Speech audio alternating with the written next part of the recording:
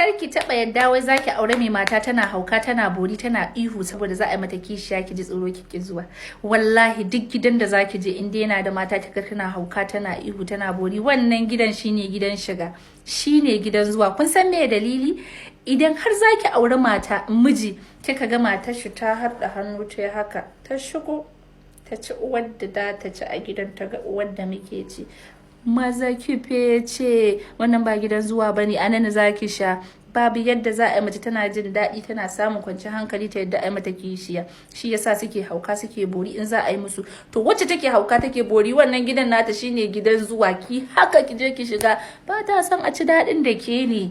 To don haka idan kin ga mace ta harda hannu ta ce shigo, gudu fece, anan take sha, ta san cewa in ma kika zo kila ki zama hutu a gare ta, a juya kanki ita kuma ta samu sauki a rayuwanta. Wannan target na baku, duk macen da